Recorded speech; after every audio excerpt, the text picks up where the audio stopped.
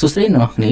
ថ្ងៃនេះខ្ញុំនឹងរៀបរាប់ពីការប្រើប្រាស់ DO ដែលជា APP client ដ៏ពេញនិយមបំផុតសម្រាប់ Flutter ខ្ញុំនឹងបង្ហាញអំពីការបង្កើត DO ជាមួយ Interceptor ដើម្បី set up ទៅលើ retry request ហើយនឹង request និង response អញ្ចឹងជាមុនដំបូងគឺយើងអាចចូលមកក្នុង DO package របស់ PubDio ដើម្បីមើលក្នុងដូចជា readme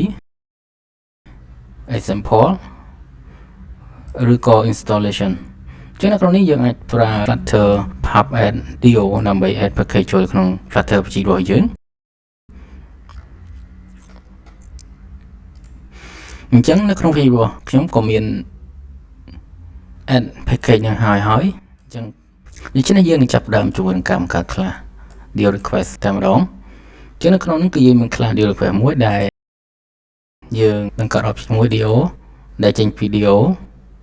ហើយនឹងយើងមាន object មួយទៀតគឺ unauthenticated DO object មួយនេះដែរយើងប្រើសម្រាប់ public request ដែលមិនមានការប្រើប្រាស់ជាមួយនឹង JWT នោះទេអញ្ចឹងនៅក្នុងនេះគឺមាន API URL ឬក៏ base URL អញ្ចឹងអ្វីដែលសំខាន់នោះគឺយើងទៅចូលមកក្នុង setup DO នៅក្នុង function នេះគឺមានការបង្កើត interceptor សម្រាប់ DO ក្នុងនេះមានដូចជា auth interceptor ដែលយើងកើត authentication ជាមួយនឹង Firebase ដើម្បីឲ្យ interceptor មាន authentication access ហើយនឹងមួយទៀតគឺ retry interceptor ដែលគោលបំណងរបស់ retry ហ្នឹងគឺបង្កើតដើម្បីឲ្យ request របស់ DO ធ្វើការ retry ក្នុងលក្ខខណ្ឌណាមួយដែលយើងជួប error ហើយនេះក៏យើងត្រូវបង្កើត retry request នៅពេលដែលយើង error ជាឧទាហរណ៍ដូចជានៅក្នុងនេះគឺយើងប្រើ setter 401 unauthorized បានន័យថានៅពេលខ្លះនៅពេលយើង request គឺ API token របស់យើងគឺវា expire អញ្ចឹងយើងត្រូវ request មកទៀតជាមួយនឹង token ដែលមិន expire អញ្ចឹងនៅក្នុង retry ទៅនេះគឺខ្ញុំឲ្យវា retry 3ដងពី1 second 2 second និង3 second ហើយចំពោះ unaut វិញគឺយើងឲ្យមានតែ retry តែប៉ុណ្ណោះដោយមិនមាន auth interceptor នោះទេកន្លែងនេះគឺខ្ញុំធ្វើការរៀបចំបង្កើត function មួយដើម្បីឲ្យ request ហ្នឹងវាមានការងាយស្រួលជាងមុនអញ្ចឹងយើងចូលមកក្នុង auth interceptor ដោយ auth interceptor នេះគឺមានជាមួយនឹង request គឺយើងកែ request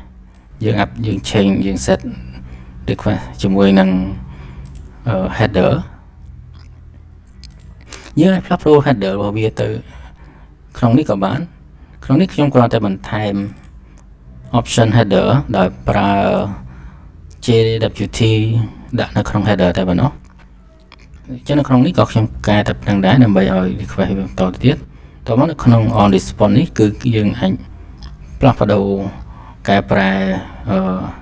data មួយចំនួននៅក្នុង response ដូចជានៅក្នុងនេះគឺ response របស់ខ្ញុំគឺមានការធ្វើការជា encryption ជាខ្ញុំធ្វើការ decrypt វាដើម្បីអាចយកទៅនៃមកប្រើបាន